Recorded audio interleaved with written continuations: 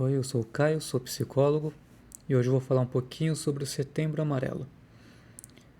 Bom, eu não gosto muito da gente ficar colocando muito foco nessa data, porque o Setembro Amarelo, ele teoricamente, ele é um mês de prevenção, né, ao suicídio, né, aos ataques contra a própria vida. Porém, na realidade, eu não vejo muito isso.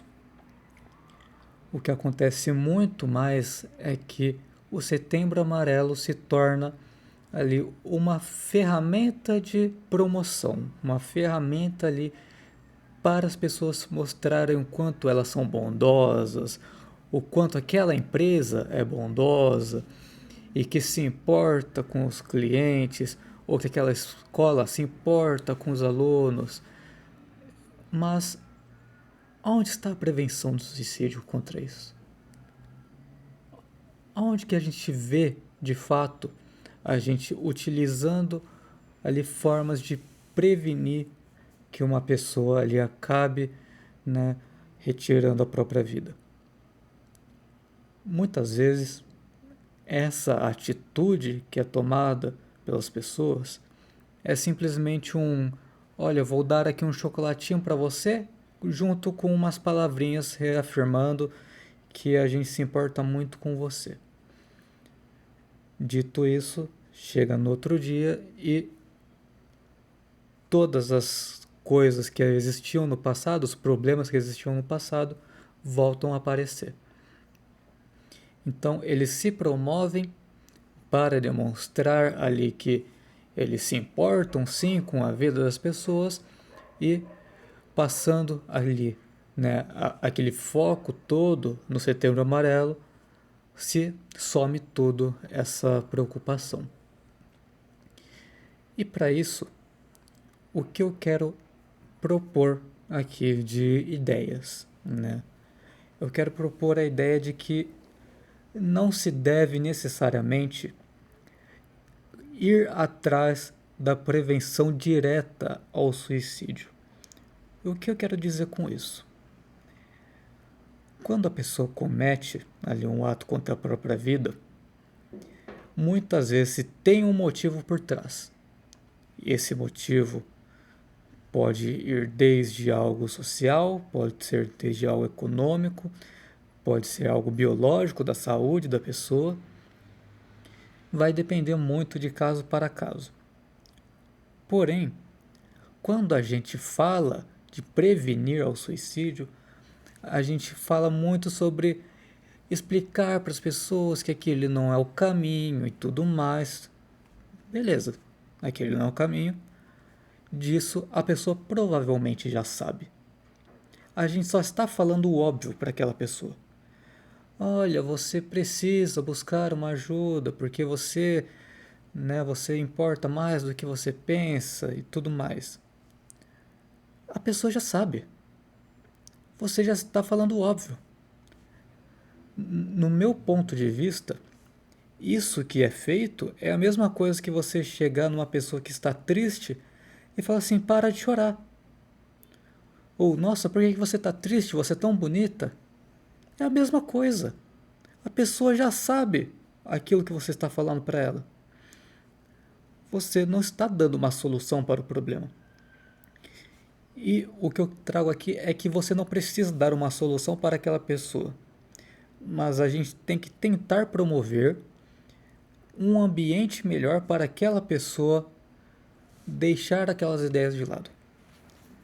E como que a gente propõe isso? Luta por direitos.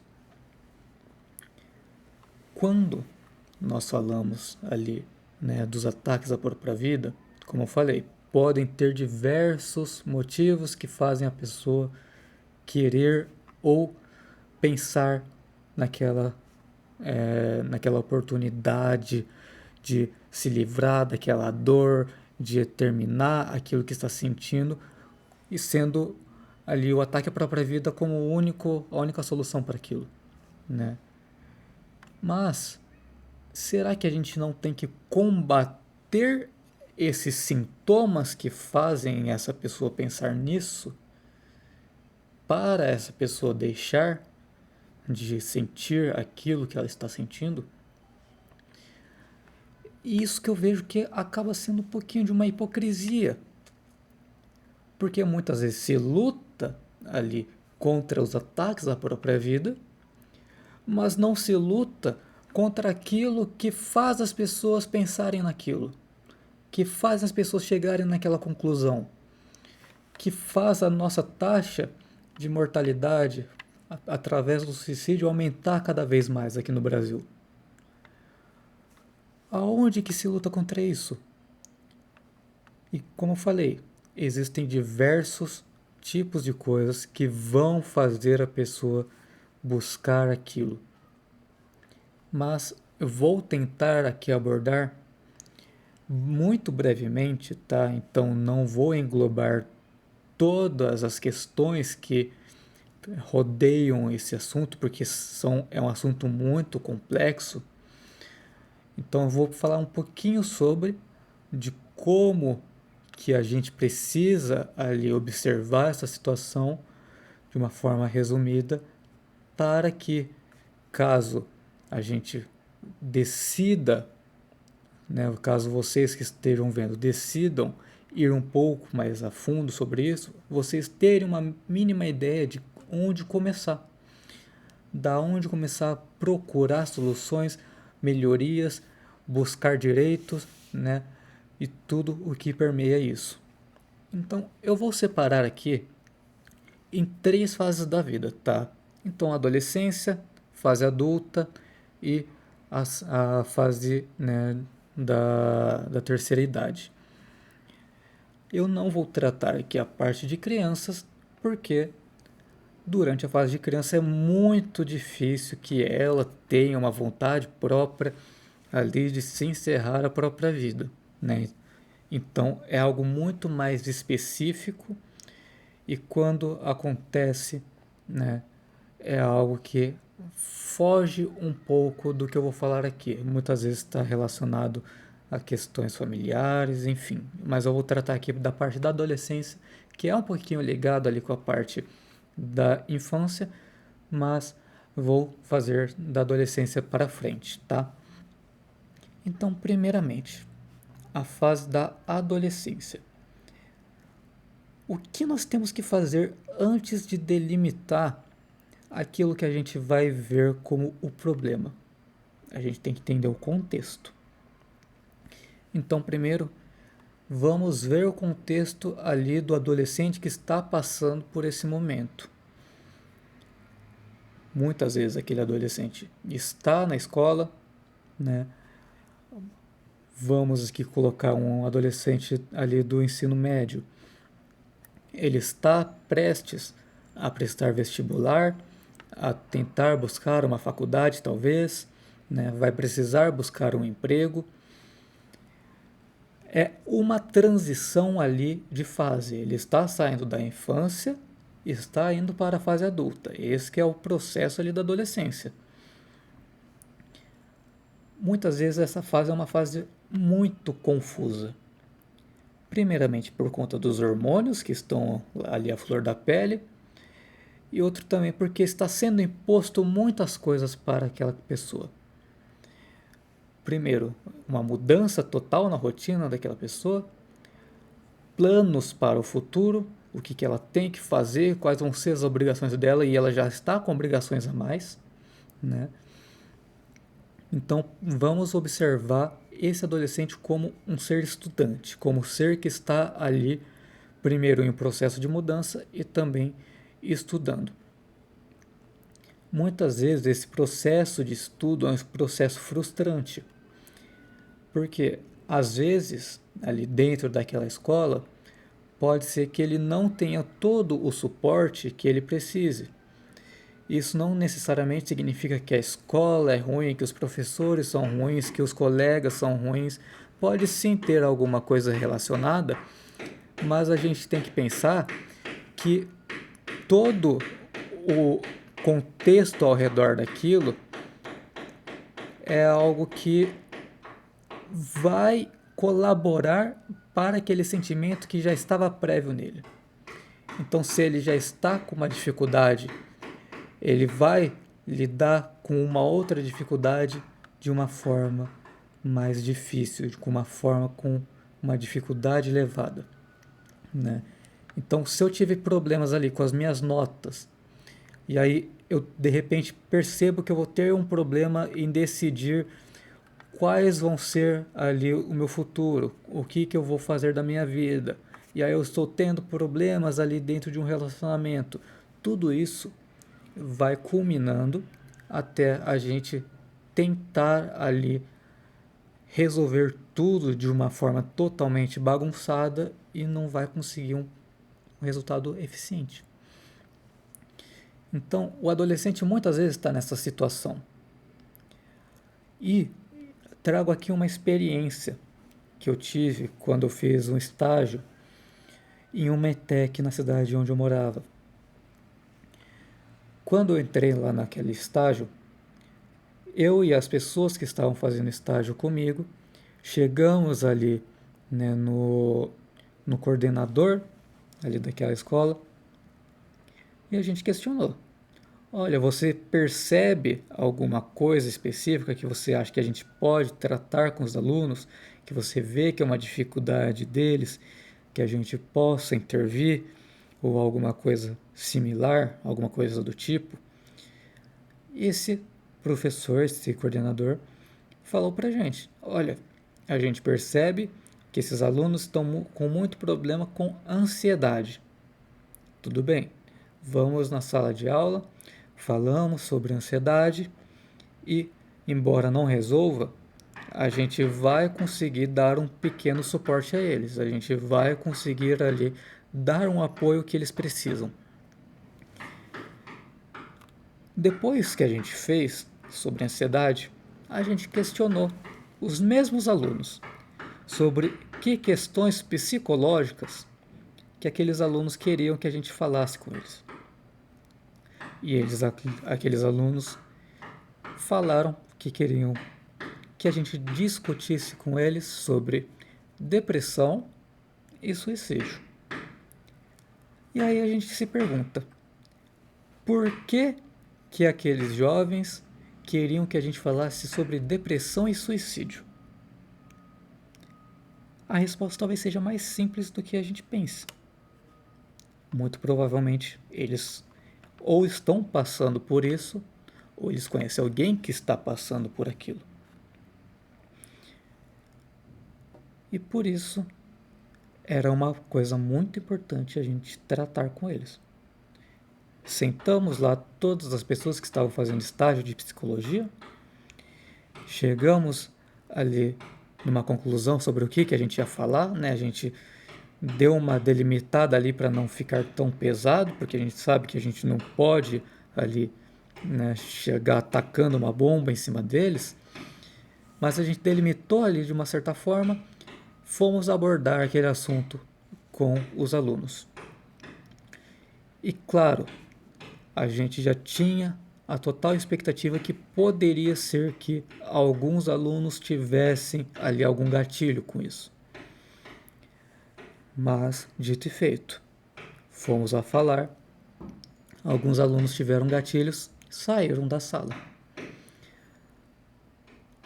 Fiquei ali dentro da sala de aula, falando com eles ainda sobre o tema e falei para minha parceira que estava comigo sair da sala e conversar com as pessoas que tiveram ali algum problema com o tema. Quando, né, eu terminei de falar, pedi desculpas para as pessoas que tiveram gatilho e falei assim: olha, era importante que a gente falasse isso com vocês, era algo que vocês pediram para a gente falar, então a gente viu que talvez fosse um problema que vocês estivessem passando, né? E a resposta que eu tive dessas pessoas, as mesmas pessoas que tiveram uma crise, que tiveram um gatilho ali com o que a gente falou, aquelas pessoas falaram pra gente: não, a gente gostou que você falou isso pra gente. A gente deveria escutar isso pelo menos uma vez por semana. Porque a gente está passando por isso, a gente está tendo dificuldade com isso.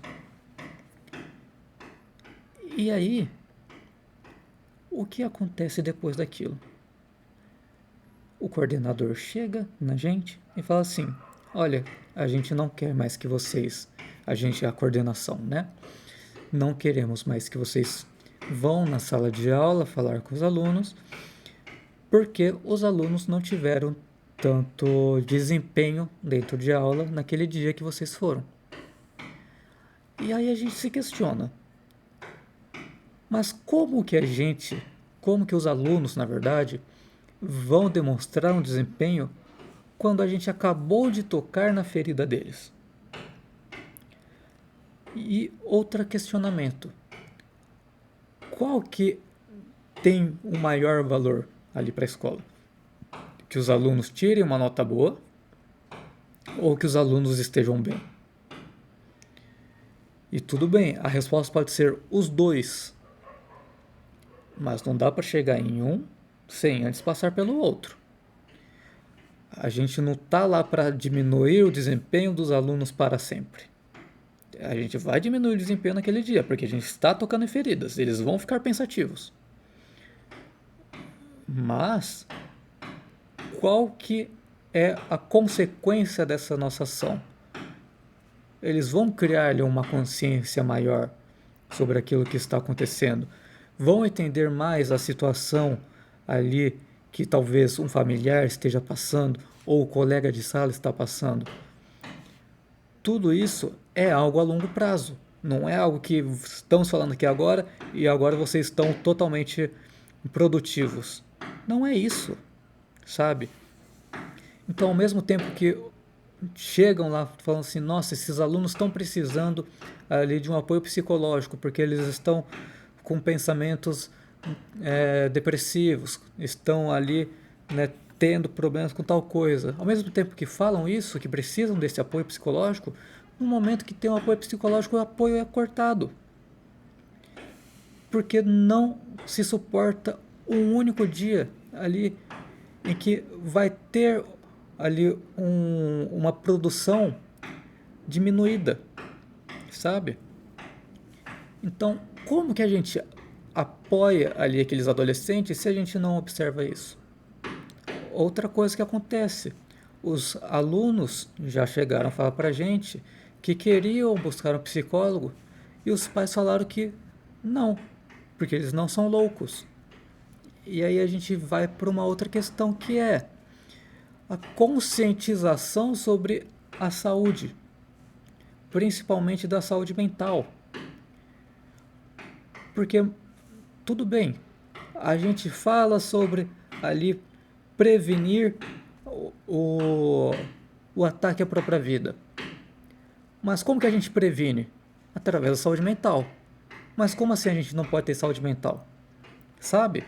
Então, tudo isso acaba ficando interligado. É aquilo que eu tinha falado antes. Estão tentando utilizar esse Setembro Amarelo apenas como uma ferramenta de olha como a gente é bonzinho, mas na hora de fazer uma boa ação, não é feito.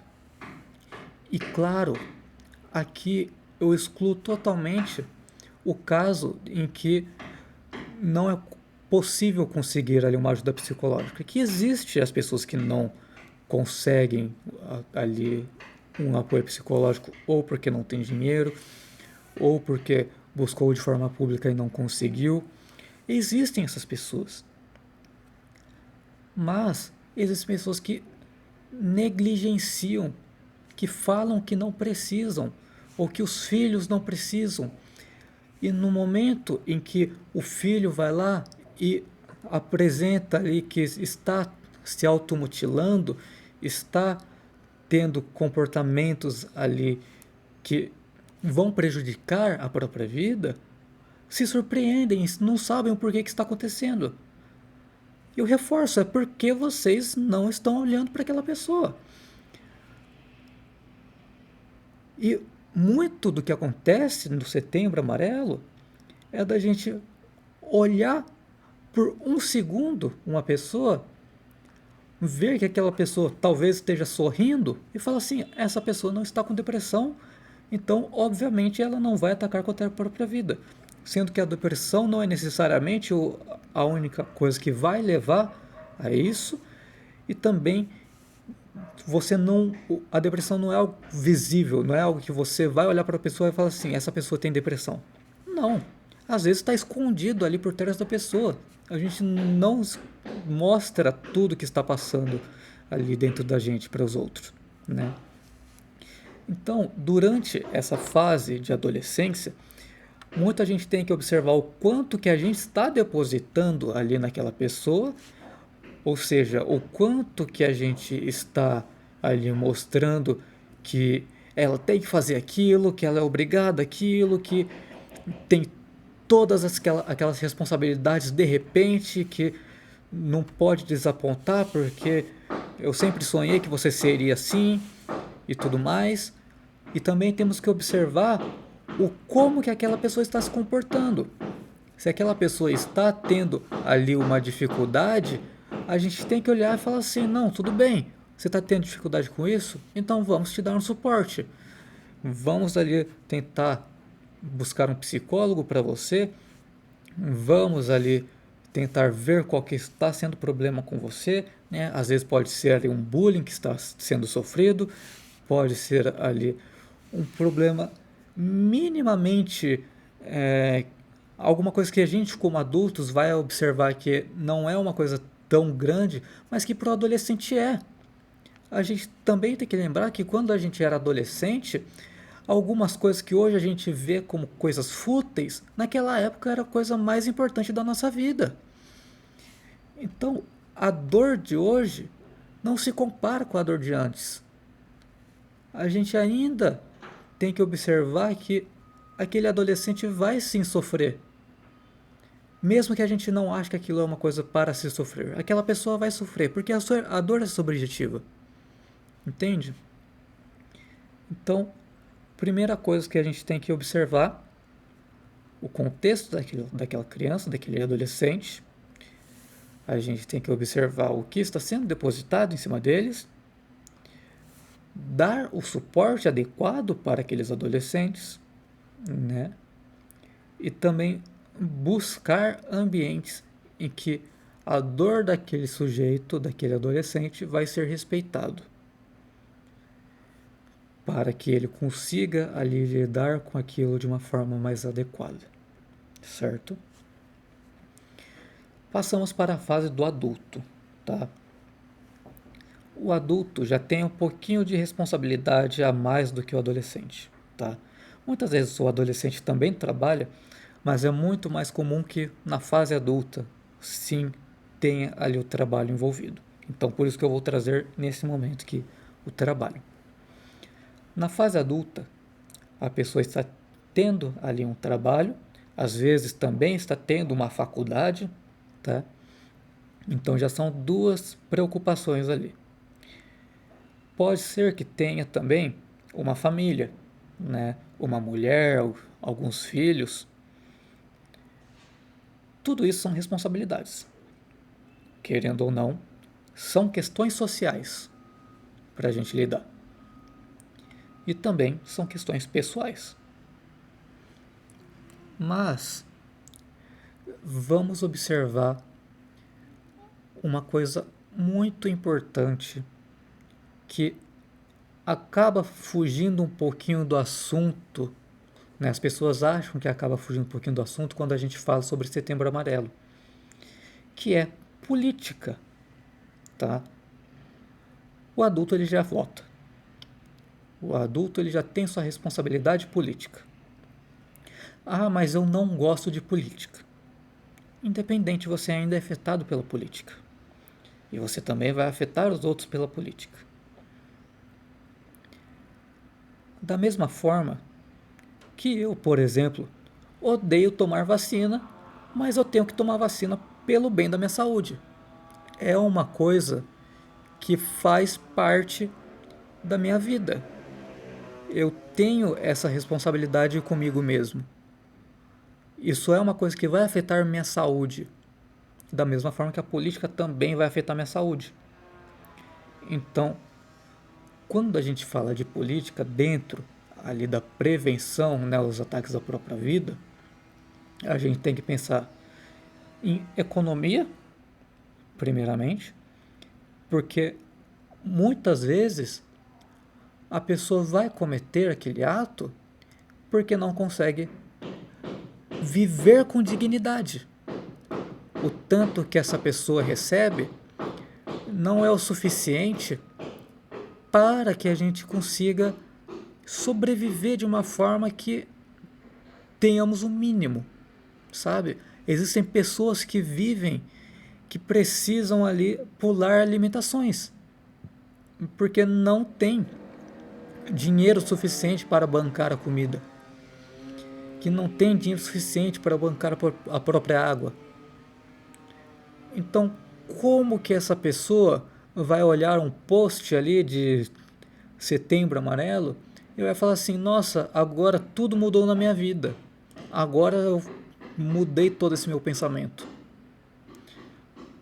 Então percebe o como que nós temos que agir diretamente naquilo que causa esses ataques e não aos ataques em si? Porque quando a gente coloca assim, prevenção ao suicídio, a gente está colocando muito aquela pessoa como um foco de intervenção, como se o problema direto fosse aquela pessoa. O problema do Setembro Amarelo, o problema ali do suicídio não é a pessoa que está com pensamentos sobre aquilo, é o que causa os pensamentos sobre aquilo. Então, primeiramente, questão política, em quem nós vamos votar. E tudo bem, eu não estou falando para você ser a pessoa perfeita da política. Às vezes a gente vai votar em uma pessoa e a gente vai se arrepender depois. O importante é a gente ter a responsabilidade de perceber que aquela pessoa foi um voto errado, que aquela pessoa não cumpriu com o que a gente achava que ela iria cumprir. E depois, nas próximas eleições, mudar isso. Falar assim, me arrependi com esse político, vou mudar aqui agora. Outra questão, acessibilidade. Quantas coisas não são acessíveis a diversas partes ali da nossa sociedade, né? Tudo isso afeta o como a gente vai agir.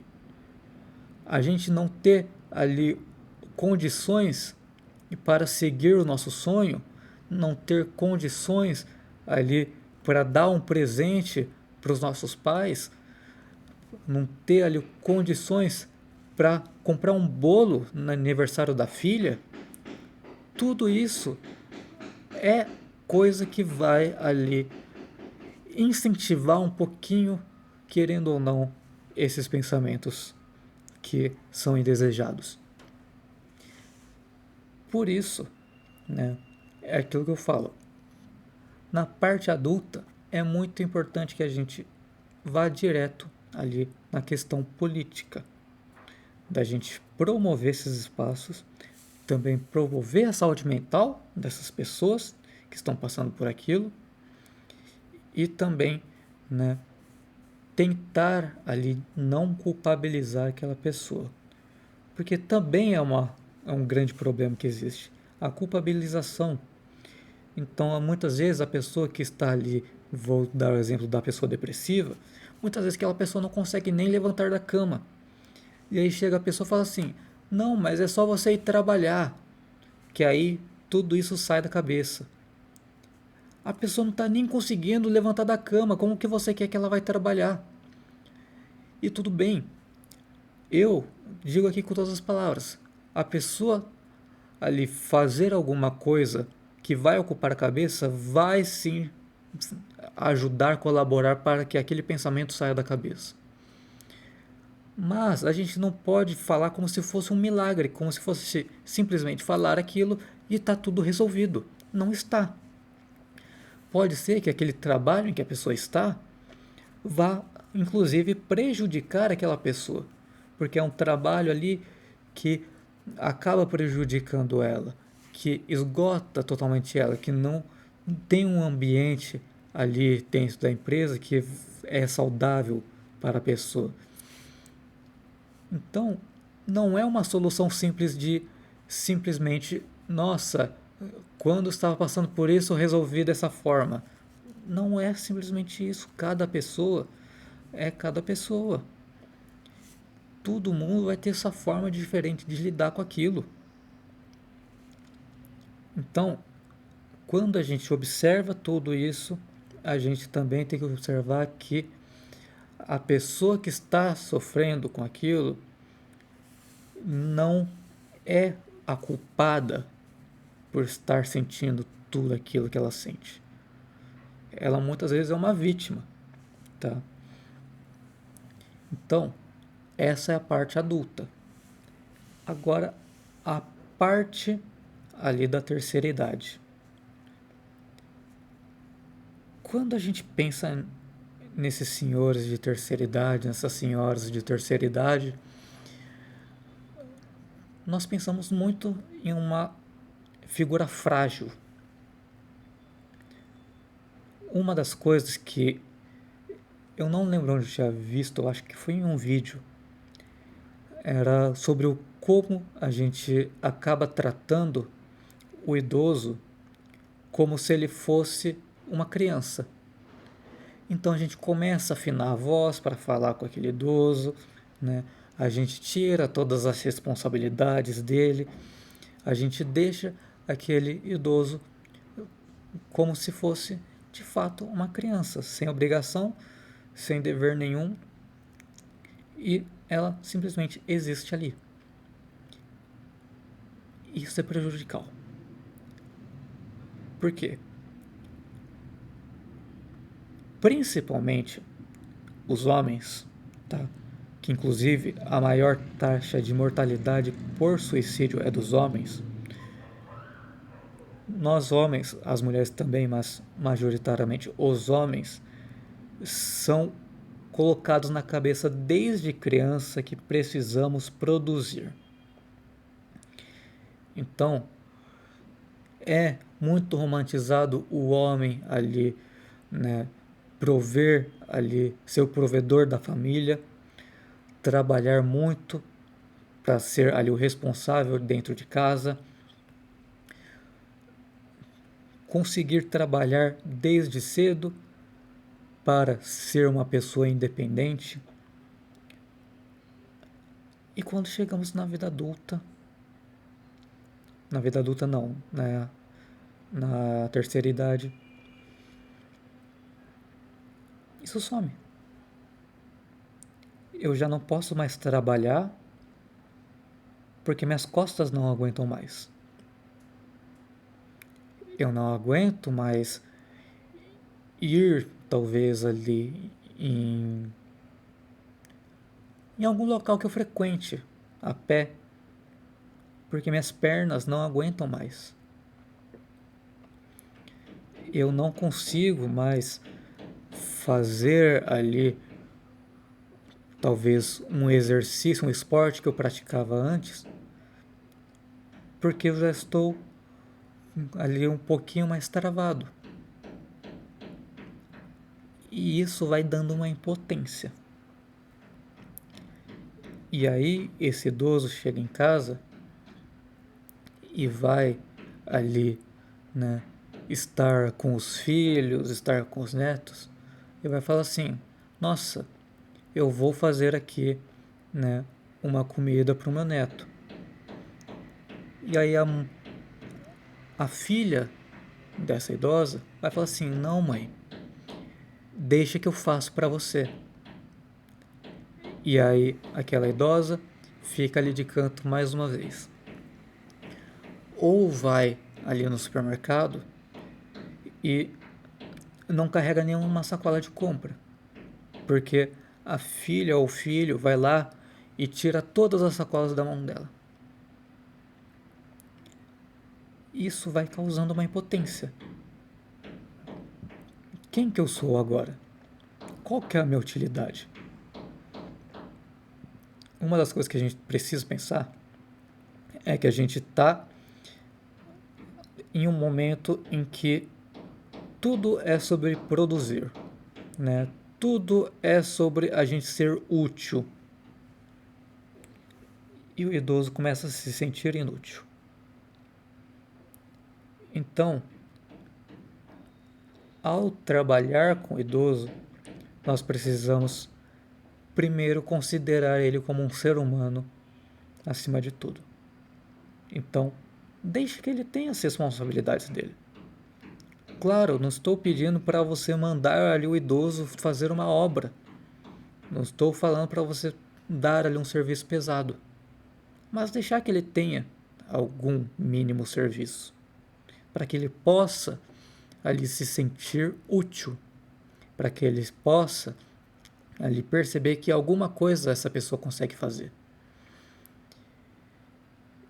Isso vem muito quando a gente percebe, por exemplo, quando a gente termina um emprego, quando a gente é demitido ou algo do tipo, que a gente fica sem fazer nada.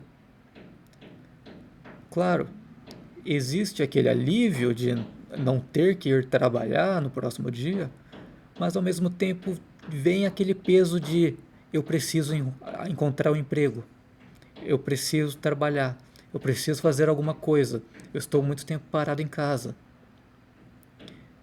E a mesma coisa acontece com o idoso. Ele quer fazer algo, então deixe que ele faça algo e não trate ele apenas como uma criança. E claro, isso também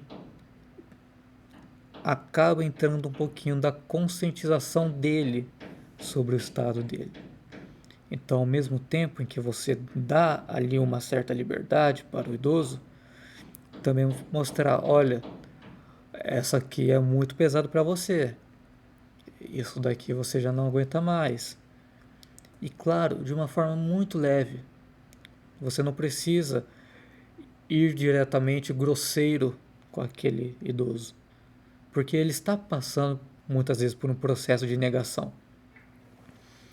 Mas tente demonstrar para aquela pessoa que ela agora está se tornando lentamente dependente. Então você não tira tudo de uma vez, mas vai tirando de pouquinho em pouquinho as responsabilidades e deixando aquelas que são mais fáceis para aquela pessoa, né? E aquilo que eu falei sobre infantilização também é importante notar. Então, quando tem uma reunião em família, não deixa o idoso ali de lado. Vai lá, conversa com ele, né? Se aquele idoso for conversar com você, não trate como uma criança, trate como um adulto também. Claro, ele vai ser ali mais velho, ele vai ter suas limitações, mas ele ainda assim passou por todos os momentos ali da vida até ter chegado naquele momento. Ele ainda é uma pessoa funcional, ela ainda tem ali todo um cuidado, né? Com isso, né, eu tratei muitas das questões sociais. Vamos tratar agora um pouquinho de uma questão psicológica, que é primeiramente uma coisa que muita gente, inclusive psicólogo, tá, acaba fazendo: piada com CAPS. O que é prejudicial na piada com o CAPS? Como que uma pessoa vai ter vontade de ir pro CAPS quando existe uma piada, um estereótipo de que o CAPS é coisa de louco? Então tem muito post ali no Instagram tipo: ah, parece que essa pessoa acabou de sair do CAPS. Nossa, essa doidinha do CAPS. Então, a pessoa olha aquilo e fala assim: tá, CAPS é local de pessoa doida. Sendo que, primeiro, o que é doido? Primeira questão é essa: o que é doido? E segundo, o CAPS tá ali para ajudar qualquer pessoa que consiga ir lá. Então, você não precisa ser doido para ir pro CAPS.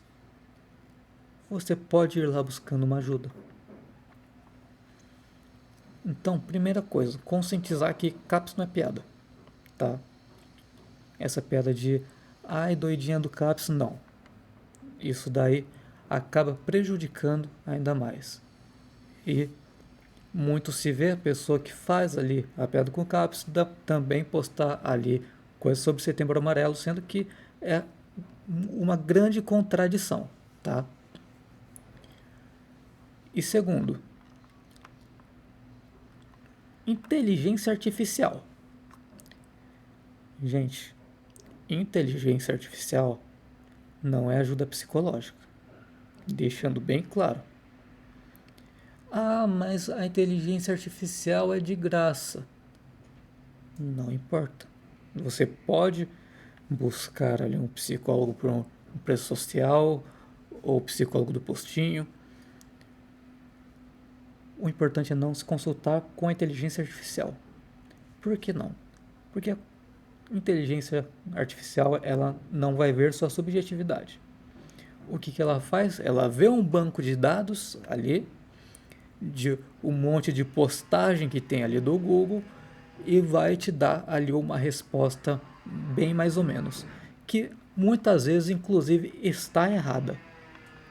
Já inclusive escutei casos sobre pessoas que se suicidaram após ter consultado com ali o chat GPT. Então, inteligência artificial está fora de cogitação, tá? Quando a gente fala de saúde mental, a gente tem que procurar o profissional de saúde mental. Então, procurar um psicólogo, procurar um psiquiatra, tá? Porque chat GPT ou qualquer outra inteligência artificial não vai fazer esse serviço por você, tá? Ele não é seu amigo, ele é uma inteligência artificial. Ele nem existe, tá? Então, busque uma ajuda de confiança. E também existe o Centro de Valorização à Vida, que é o CVV, que é o número 188, que é a pessoa que está ali passando por uma situação e que está ali com pensamentos de ataques à própria vida, ela pode ligar ali e um atendente vai ajudar essa pessoa. Então, essa conscientização primária que a gente tem que fazer. Quais que são os apoios que a gente tem que fazer, tá? E com isso, né, eu abordei de uma forma bem resumida. Claro, o vídeo está bem grande, mas eu resumi bastante o assunto porque tem muita coisa que a gente pode falar sobre isso. Mas eu queria trazer aqui no final um pouco de o que a gente pode fazer para observar a pessoa que está passando por esse tipo de situação, né? Então, primeira coisa que eu tenho a dizer: você passou por essa situação e teve algo que te ajudou muito? Perfeito. Mas isso não pode ser a mesma solução da outra pessoa. Claro, você pode recomendar. Você pode falar assim: olha, quando eu fiz isso, para mim foi muito bom. Quando eu fiz isso, para mim funcionou. Tudo bem, pode ser muito bom. Mas não dê como uma solução milagrosa para aquela pessoa. Porque a solução daquilo é muito subjetiva. Porque cada pessoa vai ter ali o seu motivo para estar causando aquele pensamento na cabeça. Pode ser diferente do seu, pode ser que as ideias daquela pessoa sejam totalmente opostas, né? E aproveitando para emendar com outro assunto, religião. A gente pode sim recomendar, né? Claro, o psicólogo não pode recomendar uma religião específica, mas se você for um amigo e estiver falando com alguém e essa pessoa for de uma religião, você pode recomendar que essa pessoa frequente ali os locais religiosos para melhor, né? Você pode mostrar que aquilo pode sim ajudar aquela pessoa, porém não dê aquilo como uma solução. novamente, aquilo pode auxiliar a pessoa, mas não é uma solução definitiva, tá? Mesma coisa quando a gente fala sobre o exemplo que eu tinha dado antes, de já tive depressão também, e aí quando eu comecei a trabalhar, a minha depressão sumiu. Você não está necessariamente ajudando aquela pessoa, você está simplesmente jogando para aquela pessoa, olha como você é inútil, você não consegue nem trabalhar. Às vezes você está piorando a situação da pessoa. Então, muita atenção nisso, tá? Outra coisa, né? Você observar naquela pessoa o tipo de atitude sutil, que às vezes nem é tão sutil assim, que ela está fazendo naquele momento.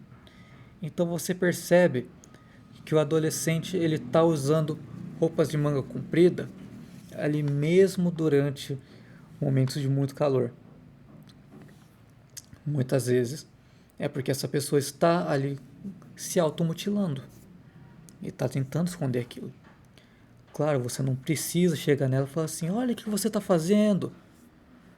Mas talvez seja um momento de você tentar observar melhor aquela pessoa e falar assim, olha, estou vendo que você está um pouquinho diferente. Se está tudo bem com você? Você precisa de alguma ajuda? Né? Outra coisa que a gente pode perceber, quando a pessoa está se afastando de muita gente ao mesmo tempo. Então, a pessoa tinha um monte de amizades. E aí, de repente, cortou amizade com um, cortou amizade com outro, cortou amizade com outro. Simplesmente se isolou. Isso também pode ser ali um sinal. Porque às vezes a pessoa está com essa pretensão de se afastar de todos na mentalidade de que não fará falta, de não machucar as pessoas quando se for. Então preste muita atenção nesse comportamento de afastamento. Outra questão também, quando a pessoa começa a ficar muito no próprio quarto e não tem uma organização muito boa. Então está passando o dia inteiro no quarto, não sai para nada, chama para sair para algum lugar, não vai. Isso tudo pode ser ali um sinal de que essa pessoa esteja passando por uma situação dessas, tá? Se a pessoa não se arruma, não está escovando os dentes, não está tomando banho, está comendo pouco, isso também pode ser ali algo que esteja demonstrando, tá? Claro, aqui eu trouxe poucos dos exemplos do que pode ser ali indícios, mas vocês também podem pesquisar mais e também podem me mandar ali no comentário uma pergunta, né, falando de algo que vocês acham que pode ser, né, questionando se é ou não, e me dizer também o que vocês acham sobre esses posts sobre Setembro Amarelo. E no final, né, vou trazer de volta. O Setembro Amarelo, ele é mais uma propaganda do que realmente uma prevenção ali contra o suicídio, tá? Então, vamos direto na raiz, vamos combater realmente com o que causa o suicídio, não contra o suicídio em si. Vamos contra o problema e não contra a pessoa. Vamos. E para isso, né, a gente precisa pesquisar muito, precisamos lutar politicamente, né, buscar direitos, buscar a literatura que vai incentivar isso, mas, no geral, eu acho que eu trouxe grande parte do que eu queria trazer, tá? Eu peço desculpas caso tenha ficado muito aparente as batidas que está tendo no vídeo, é porque o vizinho de cima está fazendo uma mudança, né? E ele começou a batucar no momento que eu estou fazendo o vídeo, né? Mas não vamos culpabilizar ele, né? Ele tem que fazer o trabalho dele, né? Não vou aqui fingir que eu sou uma vítima. né? Ele está fazendo o trabalho dele, estou tentando fazer o meu e seguimos daí, né? Espero que não tenha ficado muito alto essas batidas, mas no geral espero também que tenha dado para entender tudo isso que eu tenho dito nesse vídeo, tá? Então, me deixem aí nos comentários se vocês querem um outro tema, né? Alguma coisa em específico, se vocês gostaram desse, se tem alguma dúvida a ser tratada sobre esse assunto, tá? Mas no geral, eu desejo um ótimo dia, tarde ou noite, independente do horário que você estiver vendo esse vídeo, e até mais. Tchau.